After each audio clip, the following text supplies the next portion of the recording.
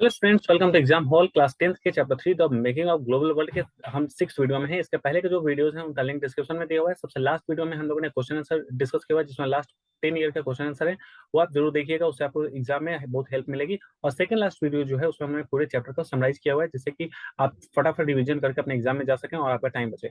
तो अगर आपने पूरा वीडियो पहले से पढ़ा हुआ है, पूरा आपने पूरा चैप्टर पढ़ा हुआ है, तो आप सीधे सीधे सेकंड लास्ट वीडियो को देख करके अपना टाइम बचा सकते हैं। वरना इस वीडियो में हम लोग एक एक लाइन एक एक मतलब वर्ड को अच्छे से समझेंगे। ठीक है, तो सबसे पहले यहाँ पे जो बात है, यहाँ पे जो हमारा टॉपिक है वो है कि the world economy takes shape. ठीक है, वर्ल्ड इकोनॉमी कैसे शेप लेती है उसको पहले समझते हैं। यहाँ पे वर्ल्ड जो लिखा हुआ है, वर्ल्ड इकोनॉमी ऐसा क्यों लिखा हुआ है? तो देखिए, पहले होता था विलेज। विलेज में जो लोग हैं, मान के चलिए एक घर है। अब इस घर में जो इसका मतलब ओनर है, वो अपने नीड जितना ही प्रोडक्शन करता था। ठीक है, लेकिन अगर मान के चलो इनकेस अगर ये इतना प्रोडक्शन करने लगे कि इसका घर का तो काम चल ही जाए, साथ ही साथ इसके पास सरप्लस प्रोडक्शन हो और ये किसी और को बेच सके, तो अगर यही चीज पूरे कंट्री के लेवल पे होने लगे कि पूरी कंट्री अपने यहाँ पे इतना प्रोडक्शन करे कि कंट्री के लेवल का अपना काम तो चल ही जाए, बट साथ ही साथ वो पूरी दुनिया के लिए भी सप्लाई करने लगे, तो इसे बोला जाएगा वर्ल्ड इकोनॉमी। ठीक है, अब देखो यहाँ पर पूरी कहानी है क्या। पूरी कहानी में जो हीरो है वो है ब्रिटेन। ठीक है, तो ब्रिटेन में होता है इंडस्ट्रियलाइजेशन। अब जब यहाँ इंडस्ट्रियलाइजेशन हो जाता है, तो जो कॉटेज इंडस्ट्री होती है वो हो जाती है बंद। कॉटेज इंडस्ट्री का मतलब जो गाँव में घरों में लोग काम करते थे, उनका जो बिजनेस है वो हो जाता है ठप। अब यहाँ के जो लोग होते हैं वो लोग चले जाते हैं शहरों में काम करने, क्योंकि गांव में रहेंगे तो मरेंगे। तो वो चले जाते हैं शहर में। अब शहर में रह रहे हैं तो मान के चलिए गांव हो गए खाली। अब गांव में अगर कोई है नहीं तो खेती कौन करेगा? कोई नहीं करेगा। और जो शहर में लोग हैं वो तो वैसे भी खेती नहीं करने वाले हैं। तो यहाँ पे जो शहरों में जो लोग हैं, मतलब ये मान के चलो अर्बन एरिया है। ठीक है, यहाँ पे जो लोग हैं वो लोग तो खेती कर नहीं रहे हैं। अब यहाँ पे जो पहले से लोग थे वो तो थे ही, साथ में गाँव के लोग भी यहाँ उठ करके आ गए, तो यहाँ की पॉपुलेशन हो गई ज्यादा।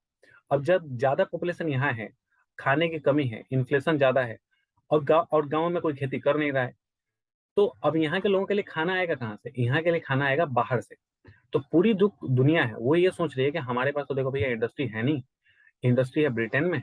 अब ब्रिटेन के लोग खेती कर नहीं रहे हैं, तो एक काम करो, हम लोग चलते हैं खेती करते हैं। अब ब्रिटेन की जो पूरी नीड है वो पूरी करेंगे और उससे हमारे पास पैसे आएंगे। तो देखो, दुनिया की दूसरी कंट्री बन गई किसान। पूरी दुनिया की कंट्री खेती करके किसके लिए खाना भेज रही है? ब्रिटेन के लिए। ठीक है, अपने लिए तो मान के चलो रख ही रहे होंगे, लेकिन ये लोग क्या कर रहे हैं? ये लोग सरप्लस प्रोडक्शन कर रहे हैं। अब सरप्लस प्रोडक्शन कैसे कर रहे हैं वो भी मैं अभी आपको बताऊंगा। लेकिन अभी आपको ये बात समझ में आनी जरूरी है कि ब्रिटेन में जो इंडस्ट्रियलाइजेशन हुआ है, और यहाँ पे जो वर्कर्स दुनिया के भी दूसरे दूसरे भी कंट्रीज से आकर के यहाँ रह रहे हैं, उनके लिए पूरी दुनिया खेती कर रही है। ठीक है, तो इसीलिए इस पॉइंट को नाम दिया गया है और वर्ल्ड इकोनॉमी टेक प्लेस, क्योंकि यहाँ पर पूरी दुनिया एक दूसरे कंट्री के लिए काम करनी शुरू कर देती है। तो जैसे कि मैंने आपको फर्स्ट वीडियो में ही बताया था कि जो ग्लोबलाइजेशन होता है उसमें एक कंट्री दूसरे कंट्री के साथ किस तरीके का रिलेशन रखती है, इसी प्रोसेस को ग्लोबलाइजेशन कहा जाता है। तो आप यहाँ पे कनेक्ट कर पाएंगे कि ग्लोबलाइजेशन में ही एक कंट्री दूसरे कंट्री के लिए देखिए किस तरीके से प्रोडक्शन कर रही है कि वहाँ के लोगों को हम खाना दे सकें, और इससे इनका भी बेनिफिट है क्योंकि इनको पैसा मिलेगा। तो पहले क्या होता था, मान के चलो ये कंट्री है, ये कंट्री अपने इलाके में खाने ज्यादा खाना प्रोड्यूस करेगी, तो ज्यादा खाना प्रोड्यूस करेगी कैसे? तो मान के चलो पहले इनके पास इतना खेत था और इधर जंगल था। अब ये लोग इस जंगल को भी क्लीन करेंगे और यहाँ पे भी खेती करेंगे। इधर मान के चलो कोई जंगल है तो यहाँ पे भी खेती करेंगे। अब खेती करने के लिए लोग चाहिए, तो यहाँ पे लोग लाए जाएंगे दूसरे कंट्री से। ठीक है, तो आप ये देखिए कि हम लोगों ने जस्ट इसके पहले वाले वीडियो में क्या बात किया था कि एक कंट्री को पहले फूड एंड क्लॉथ की जरूरत होती है, बाद में उसके लिए वहां पर लेबर फ्लो स्टार्ट हो जाता है। लेबर फ्लो स्टार्ट हो जाता है तो वहां पर फिर क्या होता है? कैपिटल फ्लो भी आ जाता है। तो तीनों फ्लो हम लोगों ने डिस्कस किया था। अब देखिए यहाँ पर भी यही होगा। ब्रिटेन की नीड को पूरी करने के लिए दुनिया के दूसरे कंट्री अपने यहाँ पे लेबर लेके आएंगे, नए खेतों में काम करना शुरू करेंगे। अब यहाँ पे खेतों में जो प्रोडक्शन होगा, उस प्रोडक्शन का जो भी पूरा क्रॉप होगा उसे रेलवे में डालेंगे, मतलब ट्रेनों में। अब ट्रेनों को चलाने के लिए पूरा रेलवे ट्रैक बिछाया जाएगा, इसमें कैपिटल की जरूरत होगी। अब ये सारा सामान ट्रेन में डाल करके दूसरे दूसरे कंट्रीज में पहुंचाया जाएगा। यही पूरी कहानी है यहाँ पे। ठीक है, तो आपने पूरी कहानी का समरी समझ लिया है। अब हम चलते हैं पूरे मतलब कि पूरे पोर्शन को डिस्कस करते हैं, पूरे अच्छे अच्छे से इसे एक एक लाइन को देखते हैं। तो यहाँ पे ये बताया जा रहा है कि जो मतलब कि फूड पैटर्न था यूरोप का, वो इंडस्ट्रियलाइजेशन के कारण जो है वहाँ पे चेंज हो जाता है। ट्रेडिशनली क्या था, लोग जो है मतलब कि मतलब जो भी कंट्रीज होती थी वो सेल्फ सफिशिएंट होना चाहती थी फूड के मामले में। लेकिन 19th सेंचुरी में ब्रिटेन ऐसा नहीं कर सकता था। अगर ब्रिटेन ऐसा करता तो ब्रिटेन बर्बाद हो जाता। ऐसा क्यों लिखा हुआ है? यही एग्जाम में पूछा जाएगा कि मतलब कि but in 19th century Britain self sufficiency in food meant lower living standard and social conflict, why was this so. यही क्वेश्चन आपसे एग्जाम में पूछा जाएगा। तो देखिए, अगर मान के चले ब्रिटेन में लोग अगर खेती करने चले जाएंगे तो इंडस्ट्रीज से जो सामान बन रहे हैं वो तो सस्ते हैं। तो मतलब कि यहाँ पे जो इंडस्ट्री में सामान बन रहे हैं वो तो सस्ते हैं, और जो कॉटेज इंडस्ट्री में जो सामान बनाया जा रहा है वो मतलब कि वो महंगे होंगे। इनका सामान बिकेगा नहीं तो गाँव के लोग मर जाएंगे, क्योंकि इनका इनके पास खाने पीने का कुछ बचेगा नहीं। इंडस्ट्रीज जब ज्यादा हो रही हैं तो वो क्यों यहाँ के लोग खेतों में काम करें, यहाँ के लोग क्यों अपनी है मतलब कि कॉटेज इंडस्ट्री चलाएं। इसीलिए ये लोग यहाँ से उठ करके चले जाते हैं और काम करना शुरू कर देते हैं फैक्ट्रीज में। ठीक है। तो अगर ये लोग खेती करने लगे और ये लोग सोचे कि हम भी चलो हो जाते हैं सेल्फ सफिशिएंट इन फूड, तो भैया ये लोग हो जाएंगे गरीब, क्योंकि ये लोग खेतों में काम करते रह जाएंगे और इनका सामान जो है वो बिकेगा नहीं, क्योंकि जो भी ये लोग खेतों में काम करके उगाएंगे खाने पीने की चीजें तो चलिए ठीक है, लेकिन जैसे कॉटन उगाएंगे, जूट उगाएंगे, उससे जो थैला बनाएंगे, कोई बैग बनाएगा, कोई कपड़े बनाएगा, वो सारी चीजें फैक्ट्री में सस्ते रेट पे बन रही हैं। इनका सामान बिकेगा, इनका सामान बिकेगा नहीं। तो खेती करके जो ये प्रोड्यूस भी करने वाले हैं उसका कोई डिमांड होगा नहीं। इसके कारण ये लोग हो जाएंगे बर्बाद। इसीलिए बताया गया कि ट्रेडिशनली जो था वहां के लोग जो थे वो तो फूड लाइक करते थे उगाना, मतलब कि सेल्फ सफिशिएंट होना फूड के मामले में। लेकिन ब्रिटेन में ऐसा ये कर नहीं सकते थे। ठीक है। अब नेक्स्ट यहाँ पे हमें बताया जा रहा है कि जो पॉपुलेशन थी ब्रिटेन में वो तो चलो बढ़ती जा रही थी। अब बढ़ती जा रही थी कहाँ पे, अर्बन इलाके में। अब अर्बन इलाके में अगर बढ़ती जा रही है क्यों, उसका रीजन क्या है, क्योंकि वहाँ पे इंडस्ट्रियल ग्रोथ हो रहा है। अब इंडस्ट्रियल ग्रोथ होने के कारण यहाँ पर जब लोग ज्यादा आ गए तो यहाँ पे एग्रीकल्चर प्रोडक्ट्स का भी डिमांड बढ़ने लगा। अब और वहाँ पे खेती करने वाले लोग तो पहुंच गए हैं शहरों में। अब खेतों में मतलब कि जो एग्रीकल्चर प्रोडक्ट्स हैं वो है नहीं। तो जो भी अवेलेबल फूड है, जो भी ग्रेन्स है, उनका प्राइस क्या हो जाता है, वो हो जाता है महंगा। अब इतने महंगे चीजों को लोग वहां पे खरीद नहीं पाएंगे तो मतलब कि अब क्या किया जाएगा। लोग बहुत हैं, इंडस्ट्रीज में बहुत सारे लोग काम कर रहे हैं। अब इंडस्ट्री में जो लोग काम कर रहे हैं उनको खाने पीने की चीजें चाहिए, तो वो वहां पे होना मतलब इम्पोर्ट होना शुरू हो जाता है। जैसे मान के चलो ये यहाँ इंडस्ट्री है, इंडस्ट्री में बहुत सारे लोग हैं। अब खाने पीने की चीजें पूरे कंट्री में मतलब कि बहुत ही कम है। अब कम है तो बाहर से हम इम्पोर्ट करेंगे। अब इम्पोर्ट करने से प्रॉब्लम ये है यहाँ पर कि जो अभी भी किसान जो खेतों में काम कर रहे हैं उनका सामान बिकेगा नहीं, क्योंकि इम्पोर्टेड आइटम जो है वो ज्यादा सस्ता है। इनका दुनिया के जो दूसरी कंट्री के लोग खेती करना शुरू कर दिए हैं उनका सामान सस्ता है। अब सस्ता क्यों है वो आगे आपको पता चलेगा। ठीक है। अब वो सामान अगर मान लो ब्रिटेन में आ रहा है तो यहाँ के जो इंडस्ट्रीज में काम करने वाले वर्कर हैं वो यही सामान खरीद रहे हैं, अपनी कंट्री के फार्मर्स का सामान खरीद नहीं रहे हैं। तो अब यहाँ पे हो जाता है कॉन्फ्लिक्ट। ठीक है। कॉन्फ्लिक्ट क्या होता है देखो, under pressure from landed groups the government also restricted the import of corn. अब यहाँ पे होता क्या है कि जो ब्रिटेन में काम करने वाले जो वर्कर हैं वो इम्पोर्टेड कॉर्न जो है वो खाते हैं, वो इम्पोर्टेड कॉर्न को खरीदते हैं। लेकिन वहाँ की गवर्नमेंट क्या करती है, अपने फार्मर के प्रोडक्ट्स को बचाने के लिए, क्योंकि इनके फार्मर्स भी तो प्रोडक्शन कर रहे हैं ना, इनके प्रोडक्ट्स को बचाने के लिए कॉर्न्स पे मतलब रेस्ट्रिक्शन लगा देती है कि कॉर्न आप इंपोर्ट नहीं कर सकते। अब हुआ क्या, बाहर से जो कॉर्न आ रहे थे वो तो हो गए बंद। अब जो कंट्री के जो कॉर्न है वो है महंगे। अब इंडस्ट्रीज में काम करने वाले वर्कर हैं वो करने लगते हैं हंगामा कि भैया देखो हमारे पास तो खाने के लिए जो पैसा मिल रहा है वो बड़ा कम है, क्योंकि हम लोग अपनी कंट्री का अगर कॉर्न को खरीदेंगे तो महंगा है। हमारा तो ज्यादा से ज्यादा सेविंग जो है वो खाने पीने में चला जा रहा है। तो चलो भैया हम अब काम नहीं करेंगे, हम जा रहे हैं गाँव। अब इससे दिक्कत किससे को होगी, इससे दिक्कत होगी इंडस्ट्रियलिस्ट को। तो इंडस्ट्रियलिस्ट ने जो है वो मतलब कि गवर्नमेंट से बात करी और वहाँ के जो अथॉरिटीज से बात करी और कॉर्न लॉ को एबॉलिश कराया। ठीक है। तो आप समझ गए होंगे कॉर्न लॉ क्या है। कॉर्न लॉ मतलब कि एक ऐसा रूल था जिससे कि कॉर्न का इंपोर्ट है वो बैन कर दिया गया था। और बैन क्यों किया गया था, अपनी कंट्री के फार्मर्स के प्रोडक्ट्स को सिक्योर करने के लिए। बट इससे अनहैप्पी कौन हो गए, वर्कर्स एंड इंडस्ट्रियलिस्ट, क्योंकि उनको ये सारी चीजें महंगी पड़ रही थी। अपनी कंट्री के का जो कॉर्न था उनको महंगा पड़ रहा था और जो बाहर से कॉर्न आता था वो सस्ता पड़ता था। तो इसके कारण वो हो गया अनहैप्पी और उन्होंने मतलब इसके खिलाफ प्रोटेस्ट किया होगा और उसके बाद इस लॉ को क्या किया गया, एबॉलिश कर दिया गया। अब जब ये एबॉलिश होता है तो देखिए क्या होता है, after the corn law were scraped, ठीक है, food could be imported into Britain more cheaply than it could be produced within the country। Country में जिस लेवल पे बिक रहा था सामान उससे काफी सस्ते रेट पे ये इंपोर्ट हो जाता था। तो ब्रिटिश एग्रीकल्चर जो है वो अब कम्पीट नहीं कर पाता था इंपोर्ट आइटम से। मतलब जो यहाँ पे ब्रिटेन के जो फार्मर थे वो जितने रुपए में मान के चलो बेचेंगे सामान, मान के चलो किसी ने 100 रुपए लगाया उगाने में तो 120 का तो बेचेगा ना कम से कम। लेकिन पूरे कंट्री में जो बाहर से सामान आ रहा है वो वहीं 80 रुपए का रहा है। तो भैया तुम प्रोडक्शन ही कर रहे हो, मान के चलो तुम लगा ही रहे हो 100 रुपया, प्रोडक्शन करके बेचोगे 120 में, तो दूसरी कंट्री तो तुम्हारे कंट्री में प्रोडक्शन करके 80 रुपए का पहुंचा दी, तो तुम्हारे जो वर्कर हैं, जो इंडस्ट्रियलिस्ट, जो भी लोग हैं, वो तो यही वाला खरीदेंगे ना। तो आप तो इस लेवल पे बेच ही नहीं पाओगे। तो यहाँ पे क्या होता है, ब्रिटेन में, ब्रिटेन की जो जो एग्रीकल्चर है वो कम्पीट नहीं कर पाती और बर्बाद होने लगती है, ठीक है। फिर vast area of land were now left uncultivated, तो अब खेती करने का कोई फायदा है नहीं, तो वहां के लोगों ने जमीन को ऐसे ही छोड़ दिया, क्योंकि कोई फायदा नहीं था खेती में, क्योंकि उससे नुकसान होता था। अब हुआ क्या, इससे बहुत सारे हजारों लोग जो है वो लोग काम से निकाल दिए गए, क्योंकि खेतों में काम है नहीं। तो अब मजदूरों को, वर्कर्स को, लेबर को रख कर करेंगे क्या, तो इनको जॉब से बाहर निकाल दिया गया। अब ये लोग कहाँ जाएंगे, ये लोग चले गए सिटीज में, या फिर माइग्रेटेड ओवरसीज। इन लोगों ने कंट्री छोड़ दी और दूसरे दूसरे कंट्रीज में जॉब लेनी शुरू कर दी, जैसे ऑस्ट्रेलिया में, अमेरिका, इन सब जगहों पे, ठीक है। अब हुआ क्या, यहाँ पे जब सामान यूरोप में इंपोर्ट किया जाने लगा, बहुत सारे मतलब कि सामान जो है दूसरे दूसरे कंट्री से यूरोप में आने लगे, तो फूड प्राइसेस जो थे वो गिर गए, ठीक है। फूड प्राइसेस क्या हुए, मतलब फेल डाउन हो गए, मतलब कि कम हो गए। अब जब सस्ते में सामान मिलेगा तो ऑफकोर्स ये बात है, लोग ज्यादा कंज्यूम करेंगे, तो कंजम्पशन जो है वो राइज हो गया। तो from the mid 19th century faster industrial growth in Britain also led to higher income. अब होता क्या है कि मिड 19th सेंचुरी में जो इंडस्ट्रियलाइजेशन था वो फास्ट हो गया।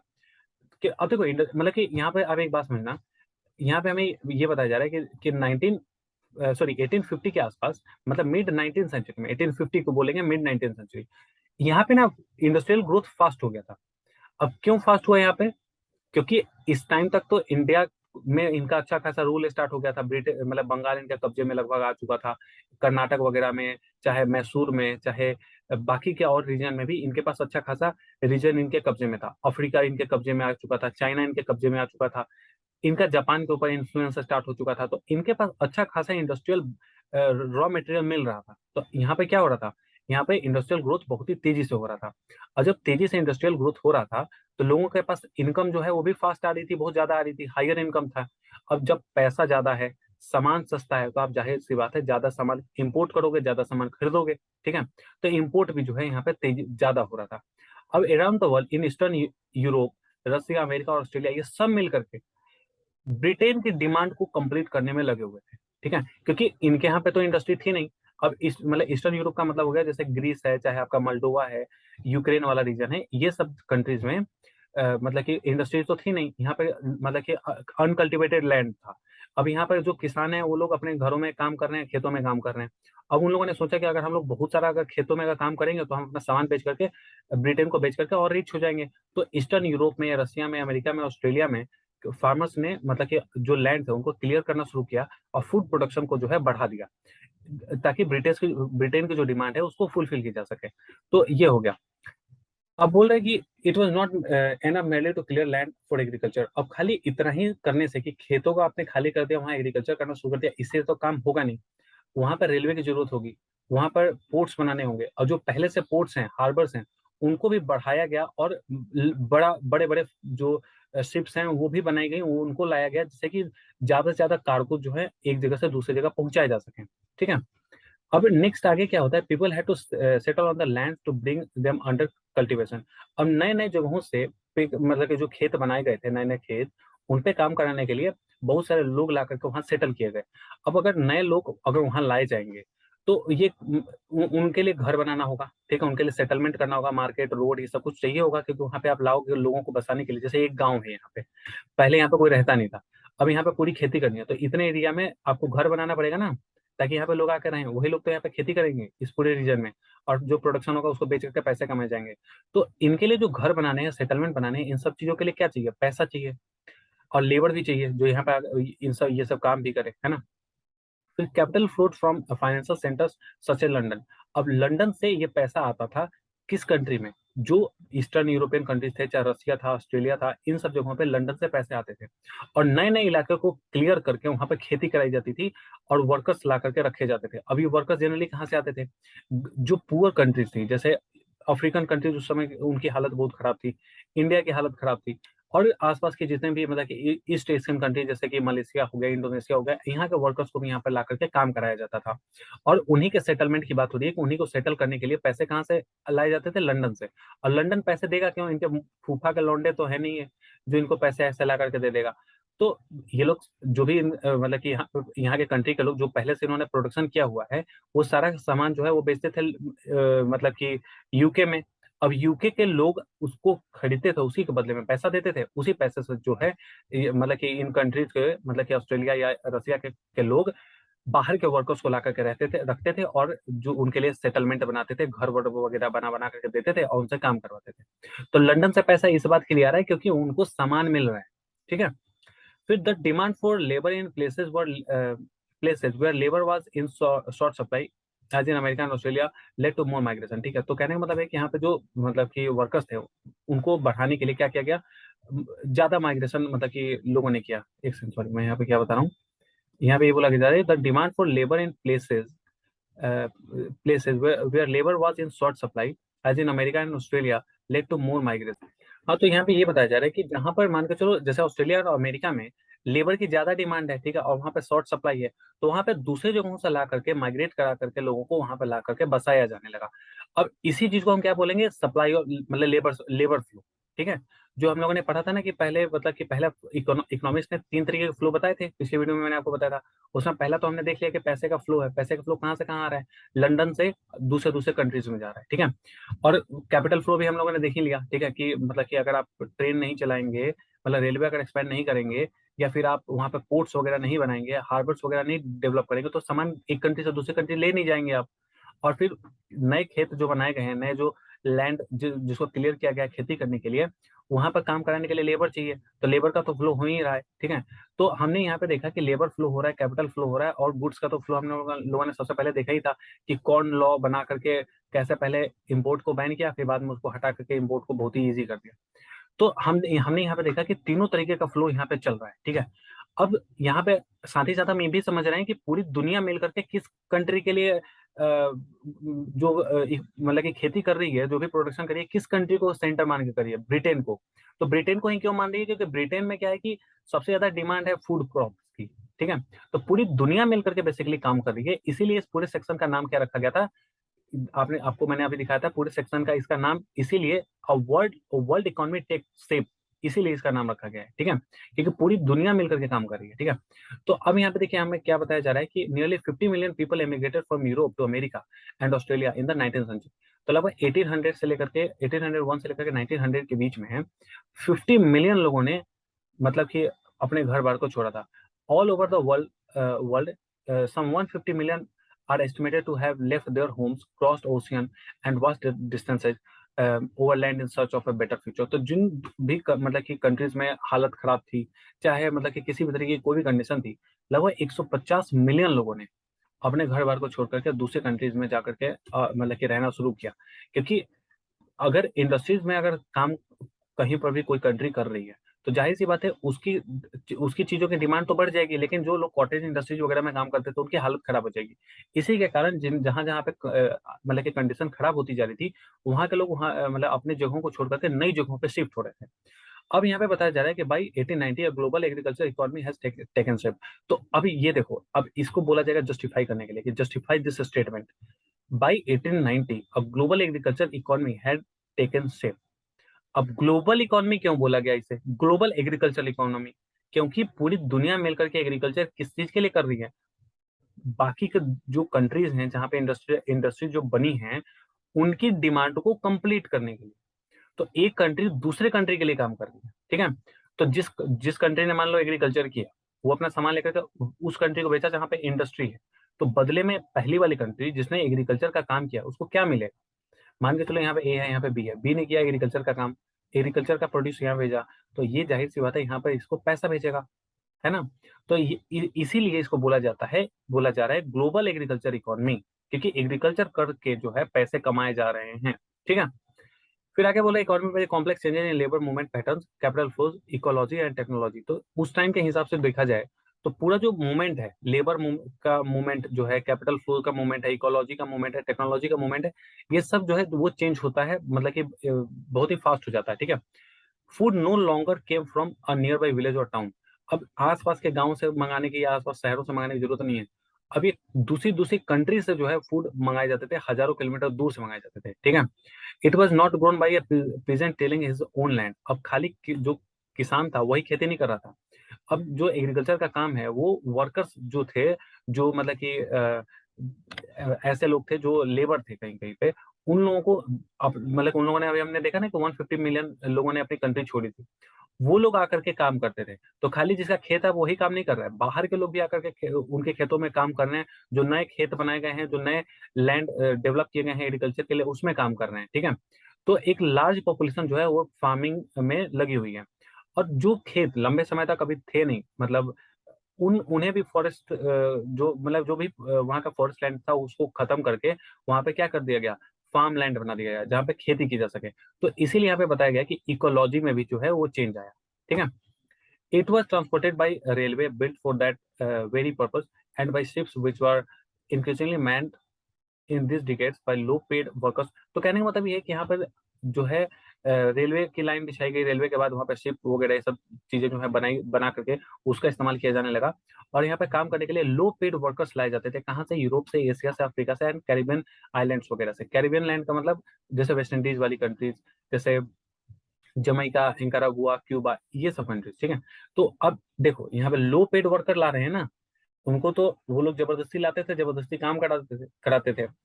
इसीलिए हमने अभी आपको बताया था कि जो वो 80 रुपए में अगर मान के चलो जो इम्पोर्टेड खाना मिल जा रहा है ब्रिटेन वालों को, तो ब्रिटेन का फार्मर वही खाना जो है 120 रुपए में खुद प्रोड्यूस करते हैं।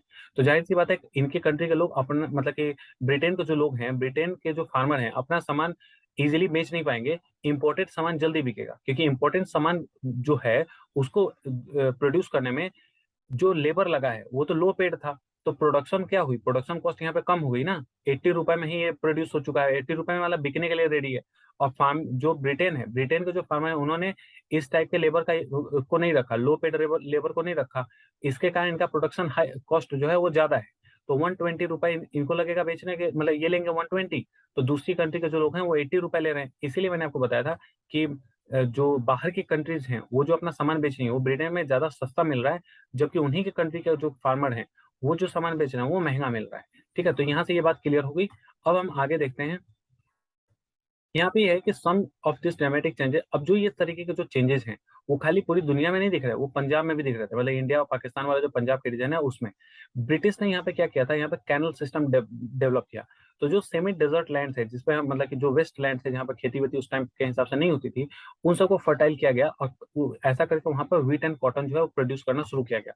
और व्हीट एंड कॉटन जो यहाँ पे प्रोड्यूस होता था वो भेजा कहा जाता था, वो यहाँ से एक्सपोर्ट कर दिया जाता था ब्रिटेन के लिए। ठीक है, ब्रिटेन भेज दिया जाता था। अब यहाँ पे जो लोग रहते थे उन उस जगह को कैनल कॉलोनी कहा जाने लगा, क्योंकि पहले तो यहाँ पे लोग रहते नहीं थे। जब मतलब जब यहाँ पे कैनल बना दिए गए और यहाँ पे जो एग्रीकल्चर है वो स्टार्ट हो गया, तो इस जगह पे रहने वाले लोगों को कैनल कॉलोनीज वाला वर्कर या फिर पीजेंट वगैरह ये सब नाम दिया जाने लगा। ठीक है, अब सिर्फ यही नहीं है कि खाली खाने पीने की चीजें जो है वही उगाई जा रही हैं, उसी की खेती हो रही है। यहाँ पे क्या है कि कॉटन की भी खेती जो है वो भी बढ़ा दी गई।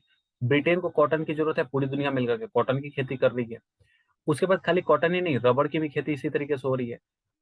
तो रबड़ के साथ साथ जूट का भी जो है डिमांड वहां पे ब्रिटेन में ज्यादा था, क्योंकि वहां पे मान के चलो अगर राइस को पैक करना है, ठीक है, व्हीट को पैक करना है, तो उसके लिए मतलब कि जूट का बैग चाहिए। तो जूट की भी डिमांड वहां पे मतलब कि बढ़ गई थी, तो जूट का भी प्रोडक्शन बाकी के कंट्री जो है वो कर रहे थे।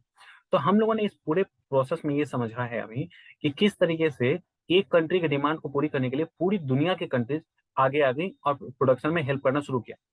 अब जो कंट्री प्रोडक्शन कर रही है रॉ मटेरियल का, उसको ब्रिटेन की तरफ से पैसे मिल रहे हैं। ठीक है, और ब्रिटेन को बाकी के कंट्री से रॉ मटेरियल वगैरह मिल रहा है। तो ये देखिए कि 1820 से लेकर के 1914 तक आते आते लगभग मान के चलिए 100 साल हो गए। ठीक है, 94 ईयर्स हो गए हैं, लेकिन लगभग अगर इसे 100 साल माने तो आप ये देखिए कि लगभग यहाँ पर जो इकोनॉमी है वो 25 to 40 टाइम्स बढ़ गई है। कि पहले मान के चलो अगर 100 रुपए का ट्रेड होता था, तो अब 2500 से लेकर 4000 का ट्रेड हो रहा है पूरी मतलब कि पूरी दुनिया का। ठीक है, तो इस तरीके से हम लोगों ने यहाँ पे ये देखने की कोशिश किया कि पूरी दुनिया में जो इकोनॉमी है वो किस तरीके से डेवलप हुई, एक कंट्री ने दूसरी कंट्री के लिए किस तरीके से अपना पूरा इकोनॉमिक शेप जो है वो चेंज किया। ठीक है, कि पहले कहाँ वो सिर्फ एक घर एक गांव अपने लिए कुछ कोई चीज प्रोड्यूस करता था, वो अब सरप्लस प्रोडक्शन करने लगा। और सरप्लस प्रोडक्शन करने के साथ साथ पूरी मतलब कि दूसरी कंट्री के की जो नीड है, फूड की जो नीड है, चाहे रॉ मटेरियल की नीड है, उसे भी पूरा कर रहा है। ठीक है, तो ये आप, आई होप आपको ये पूरा समझ में आ गया होगा। अब हम अगर बात करें कि यहाँ पर क्वेश्चन कैसे पूछे जा सकते हैं एग्जाम में, तो यहाँ पर सबसे पहले जो पूछा जाएगा वो है कॉर्न लॉ। ठीक है, कि कॉर्न लॉ क्या होता है।